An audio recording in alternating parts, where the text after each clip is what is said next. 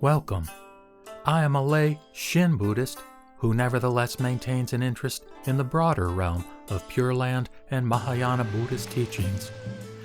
My YouTube channel is called Akala Akala, that is A-C-A-L-A, A-C-A-L-A. In these podcasts, I make a non-scholarly, humble, and sometimes bumbling attempt to explore a particular topic or question related to the wonderful Buddha Dharma. I hope you find them to be of interest. With that said, let us begin. If Buddhists don't see Buddha as a god, how do they see him? Well, you have to look at the fact that there are different types of Buddhism, different branches of Buddhism, and the various types or branches of Buddhism view Buddha in different ways. The early Theravadan Buddhists certainly don't believe in Buddha as a god. There are other types of Buddhism, such as Pure Land Buddhism, where there is sort of a cosmic Buddha who's looked to for salvation, to put it frankly. And there are no doubt some Buddhists who, within that tradition, view Amida Buddha as a godlike figure. But if you go back from that idea back to the scriptures, back to the sutras within Buddhism, it's very clear that the nature of Amida Buddha is inconceivable. Now, you can say perhaps some Christians view God as being inconceivable, and to that extent there may be less difference than Christians or Buddhists want to acknowledge. But basically, the type of Buddhism where you do have more of an orientation toward cosmic, spiritual level entities, whether they be Buddhas or Buddhas to be, which are called bodhisattvas, that is a form of Buddhism called Pure Land Buddhism. So, Christianity has angels. Are there anything similar in Buddhism? Well, I'm not an expert on angels in Christianity, but I would put forth the idea that I think the cosmic bodhisattvas within Buddhism, within Mahayana or Great Vehicle Buddhism, are in many ways analogous to angels, in the sense that they listen to our cries, they listen to our distress, and try to respond to our problems and our distress in this life. One of the most prominent of which, of course, is Avalokiteshvara, the regarder of the cries of the world, one of the primary cosmic bodhisattvas who basically is an emanation of Amida Buddha, the Buddha of infinite light and infinite life. Why and how has Buddhism grown in America? I believe it's the case that some of the earliest Buddhists may have been the Chinese who came to work on the West Coast in America, for example, on some of the railroads. But more consistent with my knowledge would be what evolved as the Buddhist churches of America. Namely, there is this form of Pure Land Buddhism called True Pure Land Buddhism, or Jodo Shinshu, or we call it now, or at least I do, call it Shin Buddhism, where some of these priests within that particular sect, which does represent an orientation toward devotion toward Amida Buddha, they came to Canada and to America back in the late 19th century and populated, for example, a lot of the towns in the western part of Canada and the United States. And that really became the major force of development of Buddhism within the United States, this Buddhist Churches of America, so-called. And they kind of adapted themselves to be not in conflict with the Christian church kind of idea by calling themselves a church, by having pews, by having ministers, quote unquote, instead of temples and priests, etc. Who is your God and how are you connected to your God? Well, again, I wouldn't use the word God. I would use the word cosmic Buddha, or within sort of a framework where we have different levels of the divine, if you will. Amida Buddha is within that level called the Sambhogakaya, or bliss body. In other words, a spiritual level entity that we look to for comfort and salvation within the Pure Land school.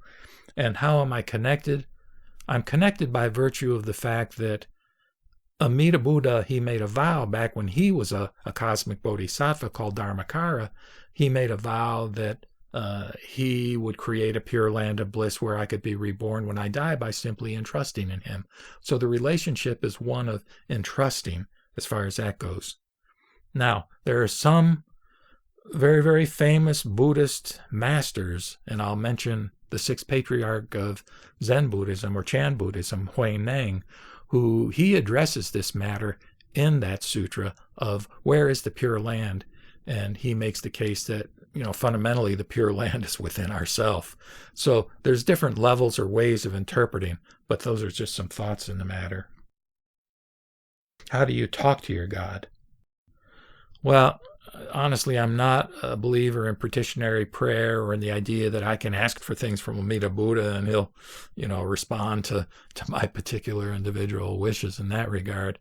But I do repeat this phrase, Namo Amida Butsu, or Namo Amida Boots, which means I take refuge in Amida Buddha. It's an expression of gratitude, but it also, for me, is an expression of sort of contemplation. In other words, if I'm going through a hard time and I need that kind of comfort associated with a focus on connecting with Amida Buddha, I may repeat that phrase, Namo Amida Butsu, Namo Amida Butsu, Namo Amida Butsu, kind of like that. How do we know when we would have reached the point of the metaphor, leaving our raft behind? And of course, this references the key metaphor within Buddhism, the notion that the teaching is like a raft. The raft gets us across the sea of suffering to the other shore of enlightenment. And the point being that when we reach the other shore, we shouldn't carry the raft on our back. We should leave it behind. And, I guess there are a couple of kinds of responses I could give to this question. One, for those who actually attain some kind of ultimate enlightenment, arhatship, or even Buddhahood. But I think there's an interpretation that can be made short of that. And here is what I would say, that I think one of the fundamental problems in, frankly, all religious traditions is when the belief system becomes concretized in a literal form. In other words, fundamentalism is what it boils down to.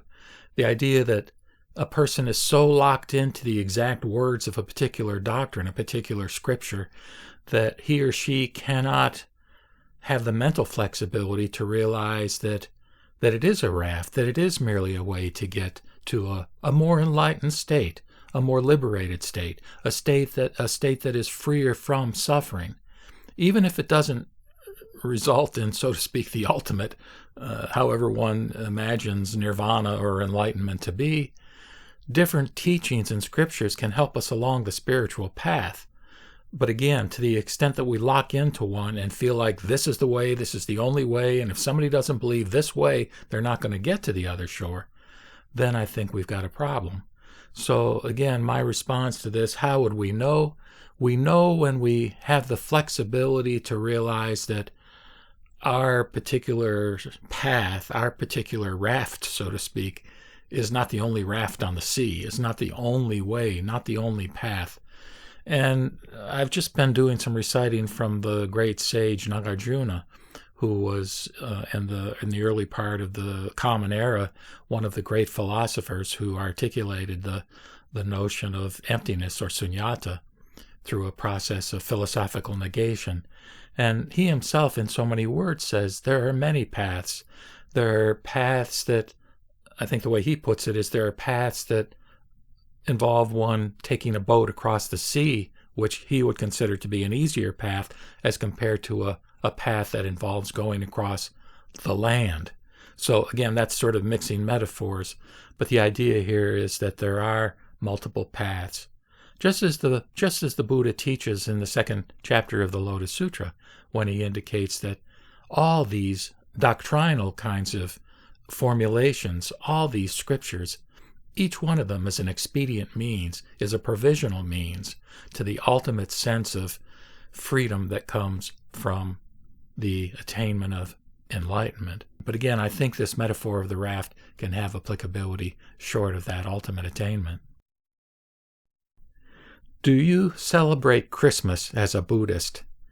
Well, I live in the United States of America, and when Christmas comes around, it is pervasive within this culture, particularly within the southern or southeastern United States of America, because it's largely a Christian country and a Christian part of the country. So again, inherent in my existence within this particular culture, yes, I celebrate Christmas, although frankly, I did so more when my son was young than I do now, as far as that goes. But I want to piggyback off of this question to make the point that I am not very knowledgeable about Buddhist holidays. In general terms, my impression is that the three key holidays have to do with when the Buddha was born, when he became enlightened, and when he died. When he entered parinirvana is the way his death is framed.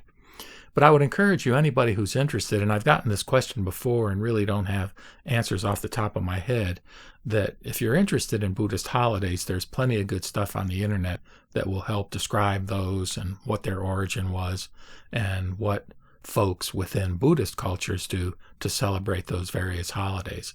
But as far as living here in the United States, it's hard to get away from the Christian holidays, and nor am I particularly motivated to do so. I do advocate for separation of church and state, which is a fundamental doctrine within the Constitution of the United States, and that means that I don't think that public venues should support necessarily one religion, particularly one religion over another religion, so that, for example, if the city hall wants to put up a nativity scene, I would be advocating for them also to be willing to put up various ritual symbols that would be associated with the Jewish faith or the Muslim faith, etc. The question here is, why did you become a Buddhist? And if you go to the video, I think it's called My Journey to the Nembutsu, I give a description of what my experience was back in 1979 when I had a spiritual awakening kind of experience outside the context of any particular religion. And I chose Buddhism because it seemed to me not only to resonate with the experience that I was having, but also from an intellectual point of view, it had this notion of multiple paths as being legitimate. And so it seemed like a broader kind of approach that had greater tolerance, or at least the potential for greater tolerance. Now, any religion can be perverted, so to speak, but in general, I think given the kind of teachings in the Prajnaparamita Sutras, in the Lotus Sutra, in the various Mahayana Sutras, as well as the very solid sort of psychologically oriented teachings within the earlier forms of Buddhism in the Pali Canon, that there just seemed like a whole lot there that could meet the spiritual needs of people, no matter what their personalities or needs, as far as what kind of approach would accommodate their particular mental and environmental circumstances. In other words, I just felt like that one was the one that I wanted to put forward to people as representing, from my point of view, the approach that had the greatest flexibility to encompass all the various approaches of religious doctrines, or at least those that encompass the elements of wisdom and compassion. Are there rituals or prayers in Buddhism? Well, I'll focus more there on the idea of rituals. And yes, there are many rituals. Again, just like with the holidays, I'm not as familiar with them.